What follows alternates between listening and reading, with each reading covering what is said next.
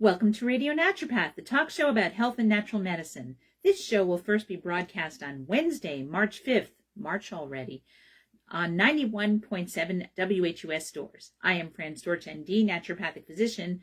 My co-host Ron Menizza is downstairs watching the game, and he's not going to make a show this week because his show last week didn't get aired. So anyway, I'm going to just do this myself. So we're coming to you live from Mansfield Hollow, Connecticut. Comment below to let me know you're here and ask questions. You can also email me at radionaturopath@gmail.com. If you'd like to listen to the show at another time, you can check out our podcast at whus.org, iTunes, Spotify, Patreon, and Buzzsprout. You may also watch the recorded Facebook Live episode at Fran Storch ND. So Facebook Live has now made a rule that, Facebook has now made a rule that they're only going to keep Facebook Live episodes for 30 days. They're no longer going to let you keep them on indefinitely. So you have 30 days to watch me on Facebook Live. I may go ahead and figure out how to download the show and post it to YouTube. And if I do that, I will let you know. And then I'll start posting to YouTube, and then it can be in my YouTube channel indefinitely. Anyway, so that was kind of an interesting development. Also, hi, if you're watching on Instagram Live, I have a filter that gives me a little hibiscus flower or whatever flower this is. This one's the one on my my personal left side is virtual, and so you're looking at a mirror image of me. And so if you see my Bicycles International shirt, it's backwards. And I haven't figured out how to fix that. Anyway, so the one of the flowers is virtual, one of them is real. So this is a real, it's not a real flower. It's a cloth flower or plastic flower or something, but they look sort of similar. So I thought that was kind of funny. Anyway, and on Facebook Live, I only have the one actual flower that's attached to my head. Just for something fun to do. It's stuffy in this room where I'm recording, so I'm wearing short sleeves, even though I'm not sure it's even 30 degrees out right now. So anyway, just to remind you, the views expressed on this program do not reflect the views of the staff, management, or licensee of this station. The information presented on this show should not be construed as medical advice or direction. If you're having a medical condition, please consult with your physician. All right, so I had a nice day today. So I'm recording this on a Sunday, and I went with Ron to his extreme spin class, and I actually felt good after the class, which was not the case when I went back on February 19th. February 19th? No, January 19th. Because February 19th was a Wednesday. So it was January 19th. So I feel much better, and I don't know, it could be a number of things. I've been diligently riding on my trainer downstairs using Zwift. So I'm that much further along in winter bike training. Also, I'm 61 years old, so I was using an app to note my my percent heart rate, my work efforts. So the watts, I don't trust the wattage on the spin bikes at the gym. I trust the ones on my trainer doing Zwift more. So it's telling me I'm working at a much higher wattage than I'm working regularly on Zwift downstairs. I think the Zwift one is more accurate. But anyway, so the heart rate zones I was using were keyed into the app I'm using to record my my workout. And I had my max heart rate for a 61-year woman set to 185 beats per minute. And that may be part of why I felt awful. I didn't feel well after the last workout because I was just pushing myself. I was spending way too much time in too high a heart rate for me. So I wanted to lower my max heart rate. So there were some calculators you can use, some calculations you can use if you want to know what your max heart rate is, if you want to monitor your heart rate while you're working out to see if you're getting a good workout, and if you want to work out in various zones and train yourselves. So one of the classic thing to do is the formula where you go 220 minus your age. So 220 minus my age, 220 minus 61 comes out to 160, and or is 161 anyway. So it's around 160, 161, or maybe it's 159. Maybe it's 159 because I'm 61. Anyway, so to set it that low seemed like it was too low for me because I'm able to still be breathing. I can still talk to you at 160 beats a minute. I'm working very hard, but I can still talk to you. It doesn't feel like it's my max heart rate. So I searched online to see if there was a better calculator, and I found a calculator, very simple calculator at the Norwegian School of, the Norwegian University of Science and Technology. And they have a calculator on there. It still just does it uses your BMI. It doesn't just use your age. It uses your age plus your gender plus your BMI. So that it figures a few more things into it. And it's not perfect because they don't know, it doesn't figure on how hard I'm working out, what my muscle mass is. There's nothing like that. They did have a calculator on there where they calculated my athletic age. And because I put in that I work pretty hard and I exercise most days, they said my athletic age is 37 years old. That's pretty cool. I don't know how true that is, but okay. That was very interesting. But when I use their calculator that does basically your BMI and your plus your age plus your gender as your to calculate what your max heart rate is, I came up with a better number, and that was 172. So it was definitely lower. It was, 13 points lower than the 185 I was using, but 12 points higher than the 160, which I thought was a little light. So I used that, and I set the app to use that as my max heart rate. So it set up the zones that way. And the way I work out is when you're on the spin bike, you have a little lever that controls the resistance. So I used the resistance. So the resistance plus how fast I'm spinning will give me a certain heart rate that is calculated as a percent of my max ability to work out. And Ron calls out when he's teaching the class, he calls out what percent of your max heart rate you should be doing. So I followed that and kept my heart rate without regard to, I used the levers to set myself so I was in those heart rate zones. And regardless of how hard I thought I could work, I decided to keep myself in the heart rate zone. So there are parts of the workout where I was working very hard, and then he would tell us to go down to, say, 75% max, and I would have to use, in order to get my heart rate down, I'd have to put it at a lower resistance. So I just did that, and I had a great workout. I felt really good. I felt like I worked hard, but I didn't kill myself. I didn't feel sick afterwards, and I was very pleased. I got through the class. It's an hour-and-a-half class full of intervals, and I felt good. So tomorrow, when I ride, probably going to ride indoors. We're going to have, the temperature's going to get up to maybe as high as 45 around here, but that's a little chilly, and it's not going to get there till right in the middle of the day. So I'm probably going to ride indoors because I can ride earlier. Wednesday, however, we're going to get into the 50s. So I'm going to hit that 50 mark. I'm going to get out at 11 o'clock and ride in the 50-degree weather. So just be real careful because the roads are still not perfect. But I'm psyched because the weather's getting warmer, and soon it's going to be daylight savings time, that first weekend. So if you're listening to this when it's being broadcast on WHUS, it's March the 5th, and this weekend is daylight savings time. So we're going to spring ahead, which everybody loves because we lose an hour of sleep and people just don't feel well. So I'll probably talk about that next week, why daylight savings time is no fun and why you don't feel good and some things you can do about it. I'm fortunate because, we lose that hour of sleep overnight from Saturday to Sunday, and I don't have to see patients until Tuesday. But one of the things that happens is that the sunrise happens later again. So it's going to be dark again. Now in the 6 o'clock hour, the sun is out. But that's not, it's going to go back to, the sun is going to rise again, probably sometime in the early 7 o'clock hour. But then it's going to gradually get earlier and earlier because we are gaining minutes rapidly right now. I mean, the sunset and the sunrise is getting earlier and earlier, and the sunset is getting later and later. So that's going to continue to happen until the solstice again, and then we'll go the other way. But we're in that time of year where we're gaining minutes, which is kind of exciting. So anyway,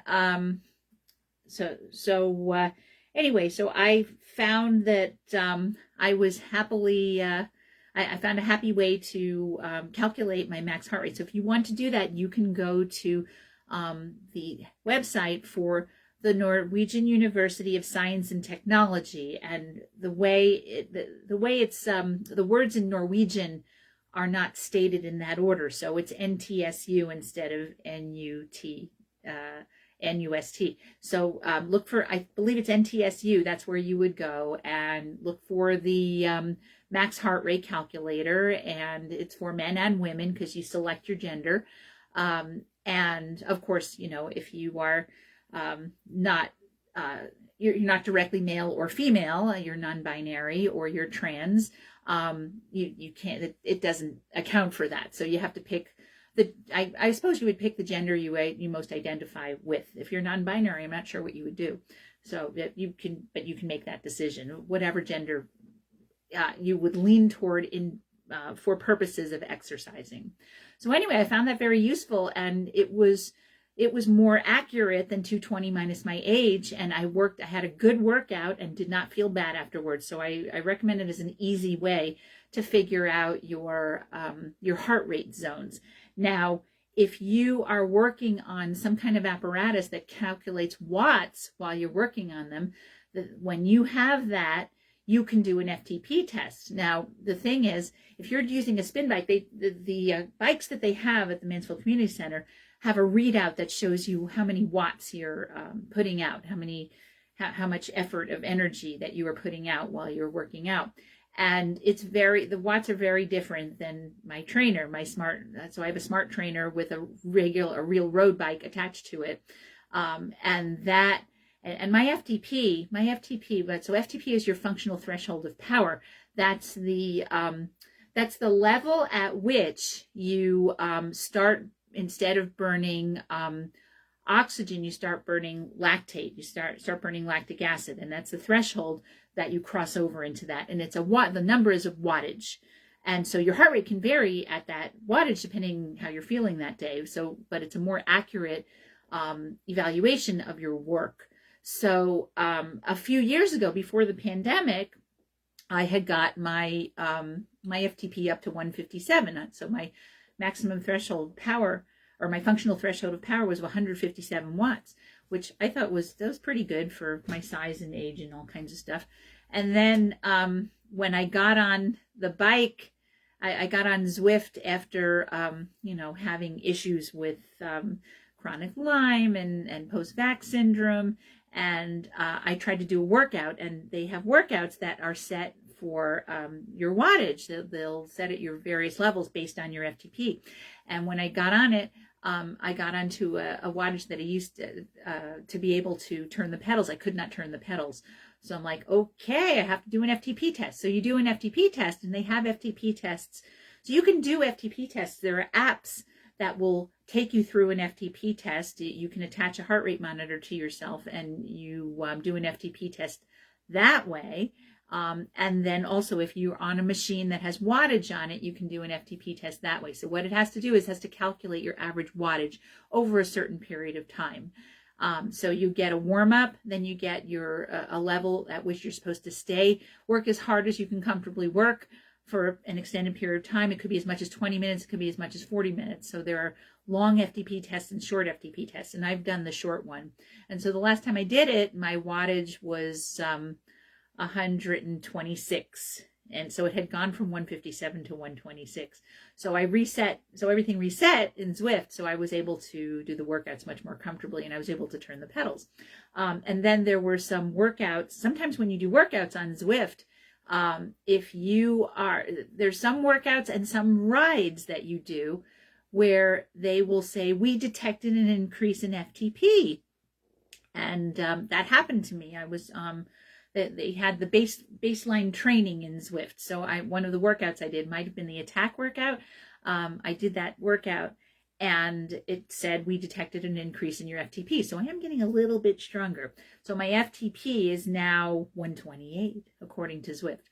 So anyway, so it's a little bit more. And you're supposed to really, if you're doing a workout, if you're doing workouts where you are regularly training based on wattage, you're supposed to do an FTP test every 2 weeks. And it can be gratifying, especially if your FTP goes up. So I might do another FTP test soon. See, I wasn't doing an FTP test when the wattage increased. I was doing a workout on Zwift.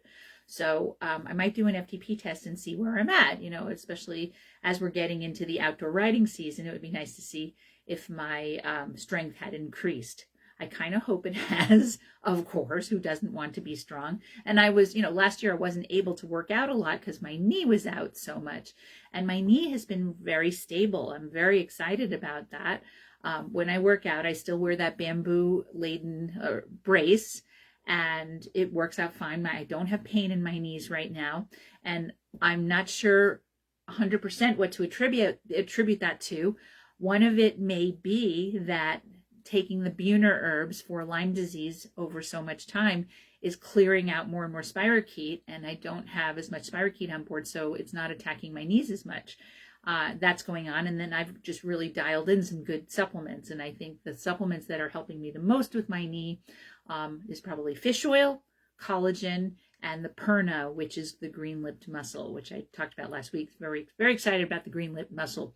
Starting to recommend green-lipped mussel to patients and other people. So, and the cool thing about green-lipped mussel, to review, is that it has essential fatty acids in it, and it also has, so essential fatty acids are anti-inflammatory.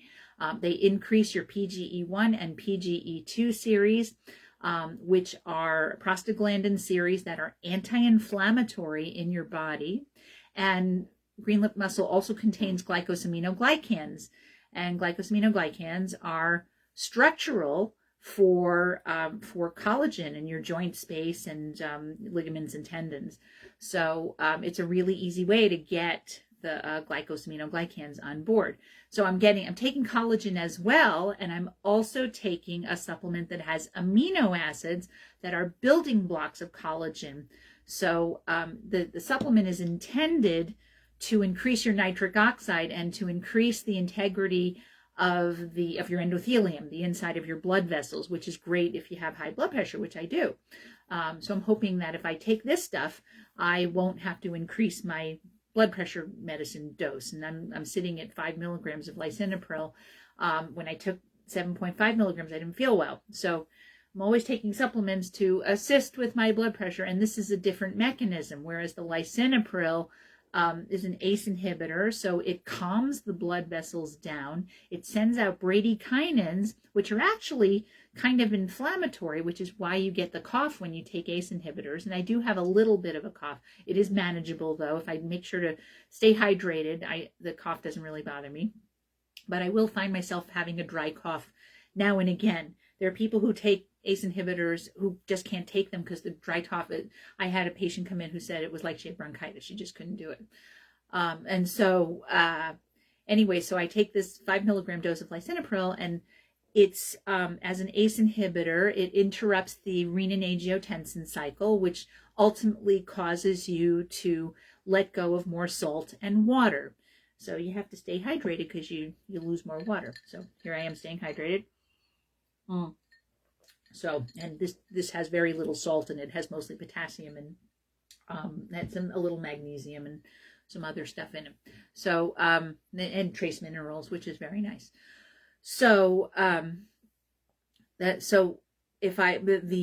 amino acids are citrulline, lysine, proline, and arginine. And what those things do is they help to build collagen, and they enhance nitric oxide function. And nitric oxide function, when you have good nitric oxide function, you have good oxygenation to your blood vessels. You have more relaxed blood vessels in general, which is also one of the mechanisms of the lisinopril. It does relax your blood vessels as well. But it relaxes your blood vessel and helps you to have more regular contractions of your arteries because you have better integrity of the collagen inside your blood vessels. So it's these 4 great amino acids. So L-citrulline, I've talked about it in the past. L-citrulline is called that because it comes from the citrullus plant. Do you know what the citrullus plant is? This is a very yummy plant that you generally interact with in the summer. It is the beloved watermelon. So L-citrulline comes from watermelon. It's great. And so it's extracted from there. L-citrulline is converted by the body to L-arginine, and there are studies that show that you will increase your L-arginine more by consuming L-citrulline than you will by taking L-arginine. But I'm taking both. And the other thing you have to be concerned about, if you're taking L-arginine, if you have a history of herpes simplex, so you get cold sores or you get herpes in your mouth or you get genital herpes, if your arginine to lysine ratio is off, if your arginine to lysine ratio is too high or your lysine to arginine ratio is too low, whichever one, the herpes viruses like arginine, and you're more likely to have an outbreak. So because this stuff has more lysine in it, it has the lysine and arginine are balanced, it shouldn't be a problem unless you're really, really sensitive. I have not had a problem. Very, very happy about that. So we got those couple of things on as well. So I have the collagen and I have the Perna, the green muscle, and I have these amino acids, and of course I'm taking vitamin C as well, and I eat things with vitamin C like fruits and vegetables and berries, and I'm not doing a lot of citrus, but I am doing berries. I do squeeze lemon into things and have lemon drinks and things like that, but I haven't been going after the citrus fruits for no particular reason. But I'm getting vitamin C in other vegetables and in berries, and I'm taking vitamin C pills as well. So we got that covered. Very interesting. All right, so that's what's going on there. I think Ron is getting slightly better along with he's taking chiropractic and doing icing and stretching and stuff, and I think he's gradually getting a little bit better and also treating the Lyme disease. All right, so one of the things that we wanted to do is, because today is March, if you're listening to Radio Naturopath on WHUS, today is March 5th for you, and so this is the last time I will promote or talk about the Know Your Farmer Fair. So shout out to Sarah Kelleher, who sent me the information. I have a flyer here that I can read off to you. So it's the Know Your Farmer Fair. You can meet a farmer, you can create a relationship, and build community. This is the 10th anniversary of the Know Your Farmer Fair. So the first Know Your Farmer Fair happened in 2015. Where was I? I think I remember going to the first Know Your Farmer Fair in, I think I went in 2020, in the beginning of the pandemic. So it would have been, early March.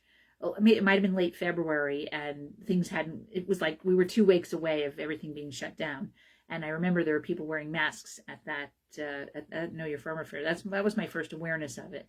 And I still have at that Know Your Farmer Fair, there were some people who keep alpacas and who comb them and take their wool and make stuff out of the alpaca wool.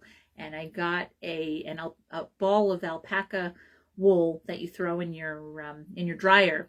So I still have it, and I use it in the dryer every time I dry clothes in the clothes dryer. And I take the ball of alpaca wool, and I sprinkle some lavender essential oil on it, and I throw it in the dryer, and it helps. I suppose it helps to reduce static in my clothes, and it's a nice natural way to do that without using resins and things from it's just exchanges electrons without being toxic. It's very nice. So anyway, the Know Your Farmer Fair is happening on Saturday, March the 8th, 2025, from 11 a.m. to 2 p.m. It's happening at the Wyndham Community Center, which is at 1 Gilson Square in Willimantic. Everyone is welcome. The admission is no charge, and there will be local products there, and there'll be things like vegetables, fruit, meat, cheese, honey, maple syrup, flowers, soap, fiber, and more farm-made items. And when I went the last couple of years, there was a lady there, I think her name was Elaine, and she sews beautiful coasters. And the coasters are not very expensive, and they make great gifts. And so I'm very pleased with them. And I have a bunch of them through the house. I got some at the Know Your Farmer Fair, and Donna Dufresne also had a fair at the Blueberry farm, and she was there as well. So I saw her a couple of times, and one of them has one of my spirit animals, which is the axolotl. I was wearing the axolotl t-shirt that I got from Tina last week. So I have an axolotl coaster that I really enjoy. And I have dragonfly coasters and other stuff too. So I think I have a bee coaster as well. So anyway, that should be exciting. It doesn't say it on here, but the last couple of times there was a Know Your Farmer Fair, there were food trucks there as well. So that I'm guessing that will be the case. I don't know for sure. Because it doesn't say, but there may be food trucks there as well. So that's a nice thing. You can go to the Know Your Farmer Fair, you can get some nice stuff, and you can get lunch.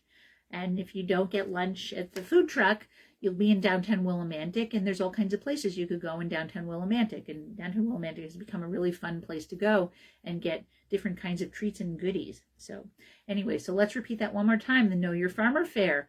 It's the 10th anniversary. You can meet a farmer, create a relationship, build community. It's on Saturday, March 8th, 11 a.m. to 2 p.m. at the Wyndham Community Center, 1 Gilson Square in Willimantic. Everyone is welcome. The entry is no charge. There will be local products and all kinds of good stuff there.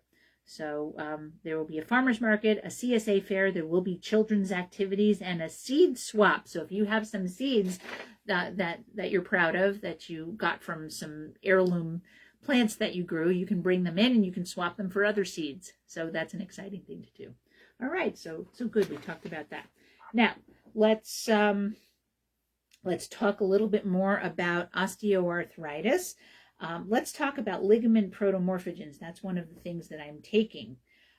So I am taking some products that are known as fundamental supplements. They provide essential nutrients to support the body's muscle function and support tissue health and the protection of cells, and help support healthy collagen production and repair. So I'm not just taking the Perna, I'm also taking this supplement that's the combination of ligaments and tendons and nutrients to support the health of ligaments and tendons.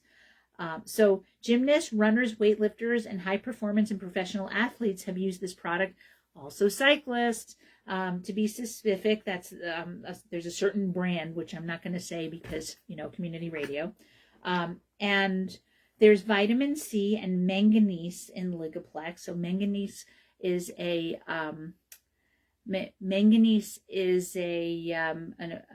trace mineral that helps with to support collagen, and so those are two of the things that are in it. Vitamin C and manganese both help to support collagen formation and repair and growth.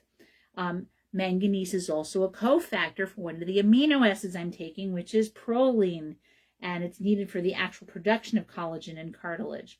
So no matter your age or activity level, it could be beneficial. So our bodies still need nutrients to support collagen and elastin tissues in our ligaments and tendons, and our normal everyday activities put stress on our ligaments and tendon. So we're talking yard work, we're talking shoveling snow, we're talking taking out the garbage. When we see gains in our workouts, or if we simply restore and renew tissues, the supplements can give the extra boost we need. There is bovine bone and veal bone extract. So if you're a vegan, you're not going to like this product. If you don't mind that there's animal stuff in it, then it's fine. So it helps to specifically stimulate the process in which your connective tissue heals. Athletes generally use this product because it has some buckwheat in it, which supports your anti-inflammatory responses in your body. So buckwheat is a good food to eat as long as you can eat. It's not a grain, it's a pseudo grain. It's really a seed. And the cool thing about buckwheat is it's high in rutin. So rutin is a bioflavonoid that is anti-inflammatory. And if you're not an athlete, it still can help you with cellular recovery and growth process. The proteins that are found in our liver stimulate other organs in our bodies. So there's carbamide in the supplement that stimulates our tissue fluid metabolism, which helps keep joints healthy because it helps them maintain proper fluid levels.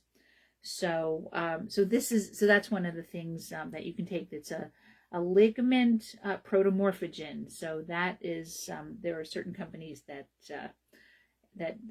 sell that. All right, so then there's magnesium, and we talk about magnesium kind of ad nauseum because magnesium is so important. It is, I believe it is the most abundant mineral in our bodies. So osteoarthritis is a debilitating age-related skeletal disease, and the hallmark is the degeneration of cartilage in your joints that cushions them during movement. And you can have chronic pain and disability. Like I said, I'm doing pretty well right now. Magnesium is a critical trace element in the human body, plays a pivotal role in metabolism, homeostasis, and energy balance. Humans get magnesium mostly from their diet. However, you can have inadequate magnesium, and it's not unusual. I see it all the time. Magnesium status goes down with aging, probably in part because people aren't as good about eating stuff with magnesium in it, and also people's hydrochloric acid in their stomachs reduces with age, and you need hydrochloric acid to help with the absorption of magnesium.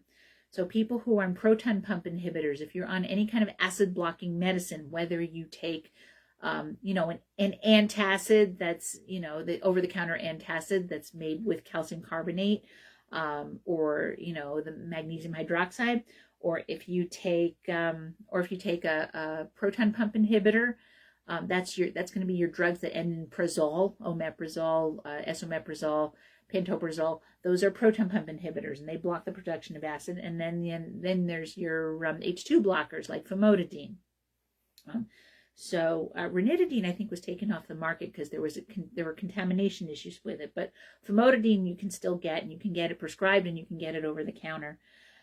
Anyway, so if you're taking those drugs because you have heartburn or reflux, they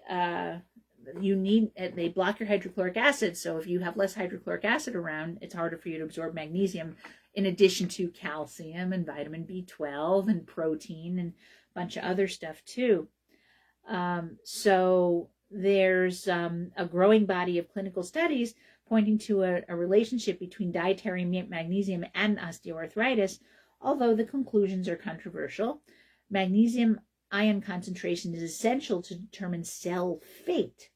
The low concentration magnesium ions induce human fibroblast senescence. So that's aging.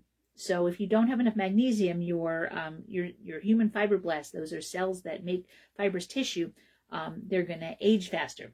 Magnesium supplements can also improve, they mitigate chondrocyte apoptosis. So that means chondrocytes are cells that make you make collagen. So you're going to have more collagen producing cells around if you have good magnesium status. And they facilitate chondrocyte proliferation and differentiation. You're just going to have more and better chondrocytes around. These are the cells that produce collagen for you, which is what your joints and your ligaments and tendons are made of. There was a study that outlined the existing evidence in animals and humans and discussed the controversies on plasma or intracellular levels of magnesium as the indicator of magnesium status, and if they put forward the interplay between dietary magnesium and intestinal microbiome to modify the inflammatory milieu in the conjecture of osteoarthritis pathogenesis, that led to an emerging hypothesis that the synergistic effect of magnesium and probiotics may open a new avenue for the prevention and treatment of osteoarthritis. So you want to be getting good probiotics on board, have a good microbiome, as well as adequate magnesium. All right, so magnesium is really important, and I've talked at length about which forms of magnesium. My favorite overall tends to be glycinate malate. It's a good all-purpose magnesium. Your body's very interested in absorbing glycine. Glycine is also one of the amino acids that's helpful in producing collagen. Glycine in the brain helps to calm you down. It helps you to sleep, and it helps to reduce pain as well.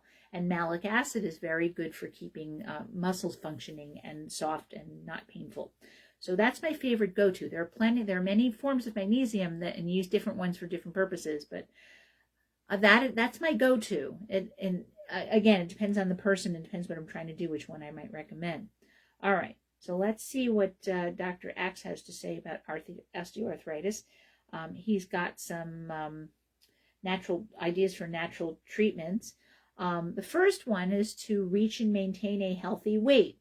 So if you have too much weight and you're not able to carry yourself at the weight you're at, it can weigh you down and cause problems to your joints that are already sensitive and partially damaged. So if you have excess fat, it's not just that that the weight that you're causing your joints to support that weight.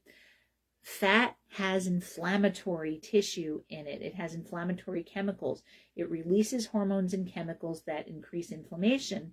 And so that can contribute to worsening over your whole body. I don't like to force people to lose weight. And when I talk about fat loss, I think I frustrate people sometimes because in my years and years of practice, it's very hard for people to lose weight. It's easy for them to lose weight if they take the GLP-1 drugs.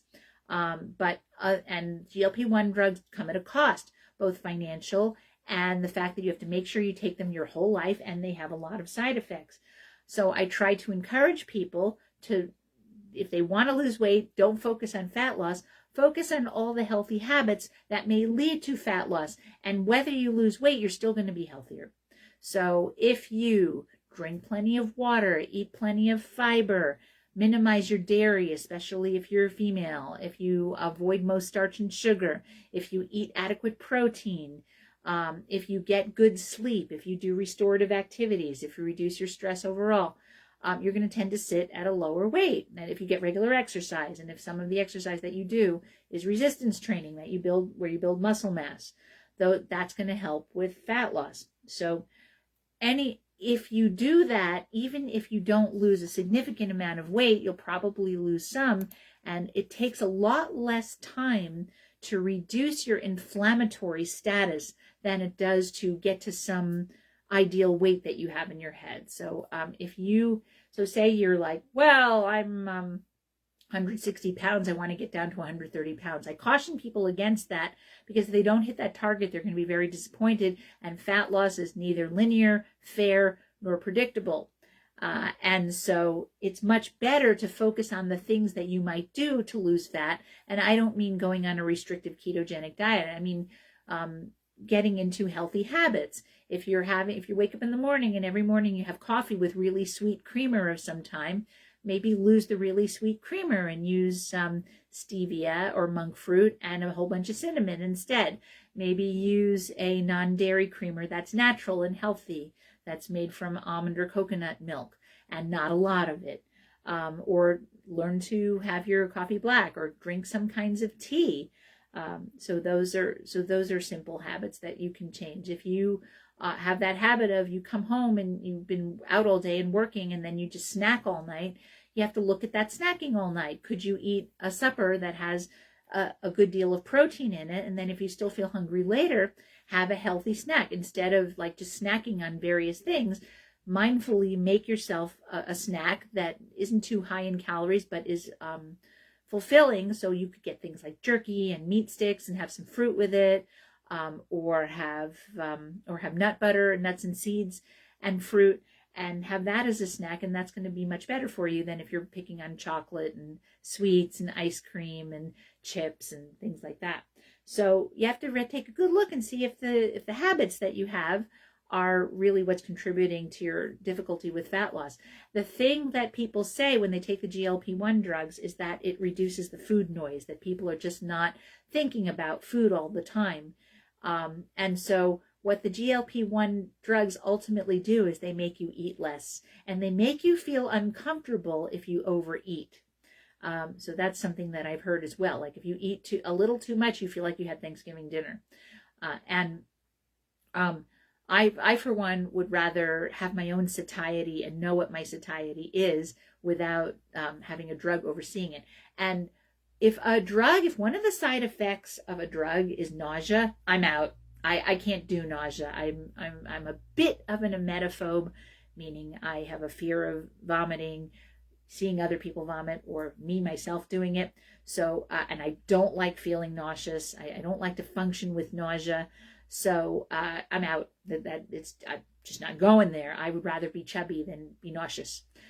So anyway, I'm planning, because I have so many peri and postmenopausal women coming in who are tired of their menobelly. I haven't figured out how to get rid of my menobelly, and I don't know if I'm going to be able to, but I know there's some habits that I could change. So I need to work on changing those habits so I can see if it can be done. I need to, and then, I need to work on it myself and then use those results to help other people. I'm already just telling people all these basic things that they can do, and I'm not doing all of them. And so if I would just follow them, none of them include taking a GLP-1 enhancer. They include eating fiber, not overeating carbs, not eating junk, getting rid of that sweet creamer, all those kinds of things, and drinking plenty of water.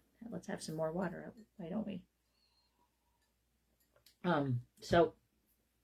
So there's just some really basic things that you can do. And like I said, if you spend 2 weeks eating an anti-inflammatory diet, staying away from too much starch and sugar, staying away from sweets, and eating all healthy whole foods, after 2 weeks you're going to feel a lot better, even if you haven't lost very much weight, or if you've lost just a couple pounds. You'll feel infinitely better in 2 weeks than you did when you started out.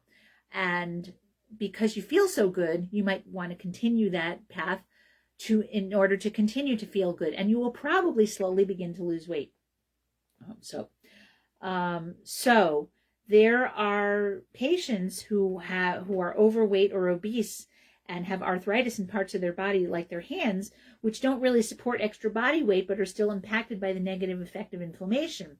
An increase in stored fat cells can speed up the rate at which joints break down, especially in people who have other risk factors for arthritis. So your hands are good. If you eat an anti-inflammatory diet, even if you're at a weight that's higher than what you're at now, after a couple of weeks or a month, your hands are probably going to feel better. You're going to have less inflammation and pain. So how do you improve your diet?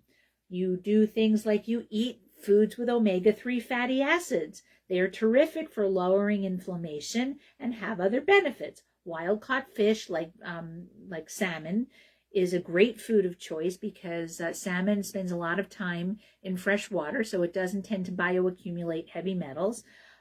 You can eat grass-fed beef. Grass-fed beef does have omega-3 fatty acids in it.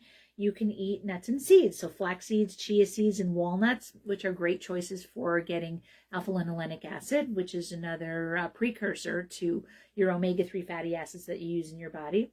Foods that are high in sulfur. So foods that are high in sulfur bear MSM, methylsulfonyl methane, and MSM is a supplement that you can take, and you can also eat them in food. It reduces joint inflammation and helps rebuild your tissue. MSM has been shown in studies to lower pain and function impairment compared to placebo groups. You can get sulfur-bearing foods include onions, garlic, asparagus, and cabbage. Any of those foods that tend to be a little bit stinky. So onions and garlic are, of course, are in the allium family. They contain isothiocyanates. So the anytime anything has anything in it, that means it has sulfur in it. So onions and garlic are good sources of those. I can't eat them because they bother my stomach, although I wonder if one of the reasons I can't eat them is the FODMAPs, and now that they have the FODMAP the fructan hydrolase enzyme available, I might try that and see if it makes it so I can eat onions and garlic. Asparagus, not a huge fan of asparagus, and I'm okay with cabbage. I prefer sauerkraut. I don't eat that all the time. I feel like we could do better in eating sulfur-bearing foods, Ron and I, that we could eat more broccoli than we do. Bone broth, which when Ron makes soup, he puts bone broth in the soup. So bone broth is a natural source of collagen, and it's another way to get your proline and glycine on board. And those things help rebuild connective tissue and have a lot more benefits. And bone broth also has some chondroitin and glucosamine in it. And they lower inflammation and improve arthritis and joint pain. Foods that are high in antioxidants. So again, fruits and vegetables. Colorful fruits and veggies have a lot of antioxidants, vitamin C, vitamin A, fiber, magnesium, potassium, digestive enzyme, and anti-inflammatory compounds. And there's loads of fruits that can be helpful. So fruits and vegetables, leafy greens, cruciferous vegetables, those are the ones that are kind of stanky, your cabbage family, your mustard family. So that's going to be your broccoli, your cauliflower, your Brussels sprouts. And berries. So I have berries most days. And my favorites are raspberries, blueberries, and blackberries. Strawberries when they're in season. Melon, papaya, avocado, and pineapple. And Ron is a big fan of the avocado. I am too. And so he eats at least one avocado every day. I have avocado when he puts it in my salad when I think to put it in a sandwich or something. And then foods that are high in fiber. Fiber helps control your appetite. It's good for your digestive health and lowers the risk for other diseases and complications. So guess what? Vegetables, fruit, ancient grains. So he says ancient grains. So when he says whole grains, he doesn't want you eating, modern wheat. He's talking about things like einkorn or heritage wheat or pseudo grains like buckwheat, quinoa, and amaranth. And those are not actually grains, they're pseudo grains because they're not in the grain family. Legumes and beans that have been soaked. We prefer them soaked because then it gets rid of the phytates, and those are compounds that block the absorption of minerals. Nuts and seeds. Flax seeds, chia seeds, and walnuts seem to be Dr. Axe's favorites. I guess they're the highest in the omega-3 fatty acids, and so they're not going to be high in EPA and DHA because EPA and DHA are only found in animals. So you can get your EPA and DHA from your green-lipped mussel, from your salmon, from anchovies and mackerel. When you get fish oil from the store, it's usually anchovies, mackerel, and or sardines. That's where they get it from. So they tend not to they're tiny fish, so they tend not to bioaccumulate metals. And good fish oil is going to be tested for heavy metals and molds anyway, so that's not going to have those things in it. I've had people come in and say, I don't want to take fish oil. It could have mold and heavy metals in it. And like, no, you can get brands that absolutely test for that and don't have any of that in it. I take fish oil every day, and the one that I have, I believe it's mackerel, sardines, and or anchovies. That's what it comes from. And it doesn't taste like that. It's very mild tasting. It's flavored with lemon. It's very palatable. So avoiding certain foods as part of an anti-inflammatory diet can be really helpful. Excess sugar, hydrogenated oils like soybean, cottonseed, and canola oil, refined conventional grains. So grains containing gluten. Now, if you are not gluten intolerant and you eat a little bit of sourdough, you might be okay.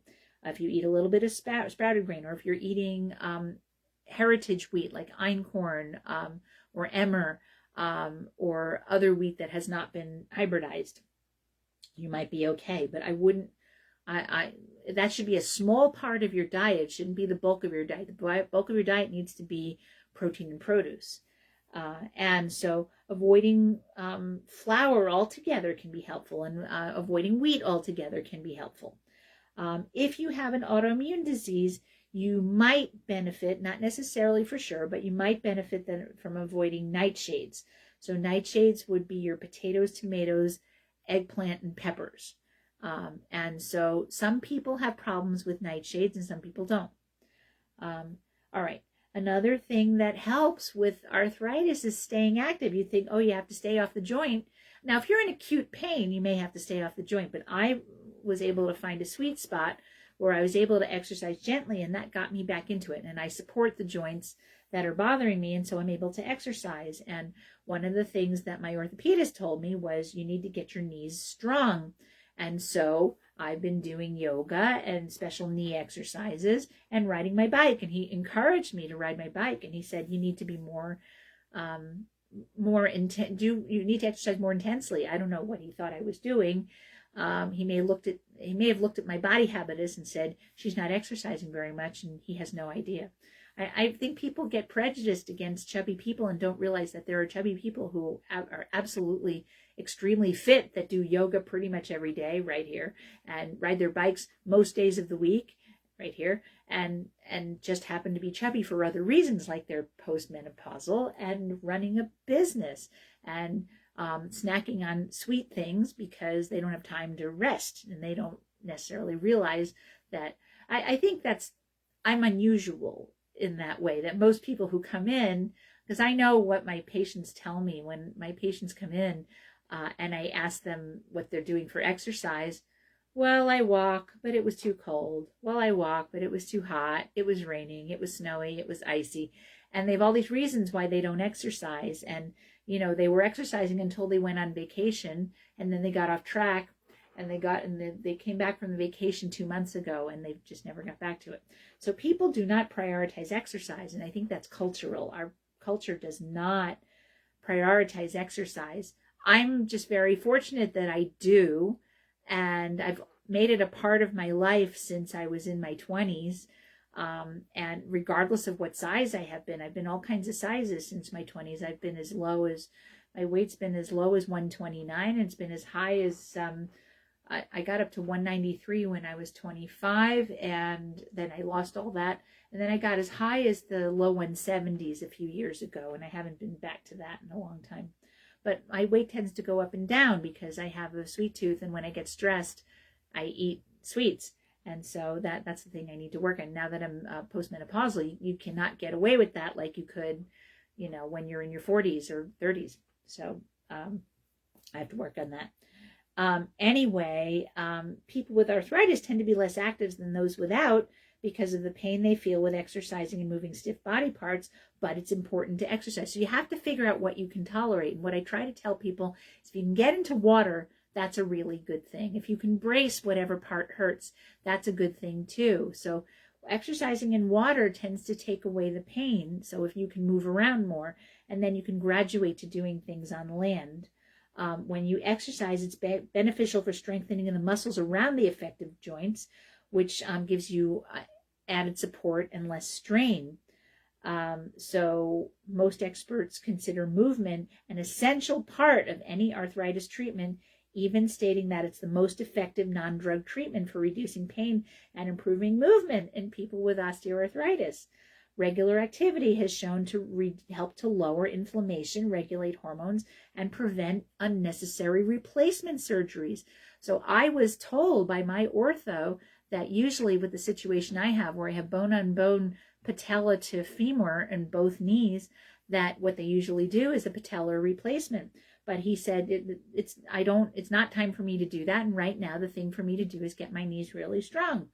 So I'm doing that. And I have less pain now than I had maybe a year ago or and again, I don't know how much of this is I've gotten back to a sweet spot of exercise, and also I've got the right supplements on board, and I've killed off a significant part of my Lyme disease, because Lyme disease loves to eat tissues that are compromised.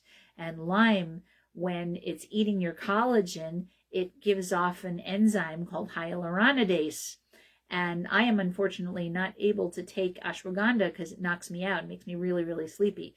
I mean, people like to take ashwagandha because it helps them sleep. Well, I get, it knocks me out. And so I'm not able to take it. And it has anti-hyaluronidase in it. It's one of the herbs that's recommended for Lyme disease because of the anti-hyaluronidase and the immune boosting and the fact that it calms you down. But, I'm taking other things that are both rebuilding and helping to reduce inflammation. So exercise, you want to try to do at least 150 minutes of moderate intensity per week. So I think on my Strava, it said I'm exercising nearly 5 hours a week lately. I haven't, I'm not doing huge amounts of time because I'm not on the road biking. I tend to exercise longer if I'm riding outdoors, because when we get into longer rides, they're going to be 2 or 3 hours long per ride, and I might do 1 or 2 of those a week. Right now my longest ride has been less than 2 hours on the trainer, but I'm getting up to an hour and a half to $1.45 on the trainer right now, and then half-hour sessions of weights, and then yoga. I'm doing yoga for longer bits of time. So I think I'm getting my one. What's 150 minutes? 150 minutes is, 120 minutes is 2 hours. So that's 2.5 hours. So yeah, I'm definitely there. So good. So good things. And that's 150 minutes of moderate exercise, and only 75 minutes of vigorous exercise is going to be helpful for you. So some of my exercise is vigorous and some of it is moderate. Anyway, so you want to do daily stretches for improved range of motion and flexibility. So I do that. You want to do some brisk walking. I haven't been walking again because it's too cold outside and it's icy, but I do, I'm set up to do trainer rides. So I ride indoors, and I'm doing a good amount of that. Aerobic activity, like aquatic exercises, walking, jogging, cycling, swimming, or using the elliptical machine. And then strength training, which I'm doing. You can use whatever weights you can manage. Even light weights will be helpful, and body weight works. And doing yoga where you're doing more active yoga. So I do yin and restorative yoga to stretch and calm myself down. And I do vinyasa yoga that helps me, that's somewhat cardiovascular. And it's also helps to strengthen some of those important muscles. You can get chiropractic care, which I am doing. I try to get people to get chiropractic all the time, and they're like, I don't want to be correct. And I'm like, then find a chiropractor who uses an activator or non-force manipulation of some kind, and they're definitely out there. So shout out to my chiropractor, Scott Gregoric, who does use the activator method. And all you need to do is call around wherever you live and ask if your chiropractor does activator or non-force manipulation of some kind. You can also get osteopathic manipulation, which again, you want to find out if it's non-force, if you don't want to have the regular, traditional manipulative therapy. They can help treat your arthritis in the neck, your back, your spine.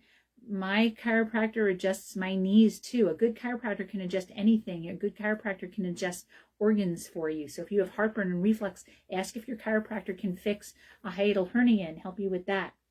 And studies have shown that acupuncture and chiropractic help to reduce osteoarthritis pain. And medical schools and the NIH now recommend acupuncture as a natural treatment for low back pain and many other conditions, including osteoarthritis. So I had acupuncture on Friday. So I get regular acupuncture every few weeks, and I get chiropractic as often as I can get in there. You can go to chiropractic offices. So let's review those again. Reach and maintain a healthy weight. Again, don't stress about the numbers. Just do the things. The fiber, the water, the exercise, the get rid of junkies food. Eat fruits and vegetables. Eat clean protein. Limit your dairy. Limit your sweets. Drink lots of water. And eat omega-3 fatty acids, high sulfur foods, high antioxidant foods. And do all those things. And whether you lose a significant amount of weight, you're going to reduce your inflammation. Stay active. Do your physical activity. What's the best exercise for you? The one you'll do. Of course, it's a good idea to do some resistance training and some cardio. Get chiropractic care. You can also so there's more stuff on here that we can talk about. And so you know what? I think it's time for me to pick up on this next week. And we'll start by talking about proteolytic enzymes, because inflammatory compounds are proteins. So you take enzymes that break them down, that can be helpful. So I'm going to start there next week. And I have to let you go. So I'm going to be at the Know Your Farmer Fair, Saturday, March 8th, 2025, somewhere between 11 and 2 p.m. And so you can go there at that time, 1 Gilson Square in Willimantic, Connecticut. Hope to see you there. And now I'm going to sign off. You have been listening to Radio Naturopath, the talk show about health and natural medicine. I am Fran Storch, ND, naturopathic physician. You can email me with questions and comments at radionaturopath@gmail.com. If you'd like to listen to the show at another time, you can check out our podcast at whus.org, iTunes, Spotify, Patreon, and Buzzsprout. You may also watch the recorded Facebook Live episode at Fran Storch, ND. The views expressed on this program do not reflect the views of the staff, management, or licensee of this station. The information presented on the show should not be construed as medical advice or direction. If you're having a medical condition, please consult with your physician. Thank you for listening to Radio Naturopath, your show where you can learn about the best of science and nature. We'll be back with more Radio Naturopath next week at 91.7 FM, WHUS Stores, and WHUS.org.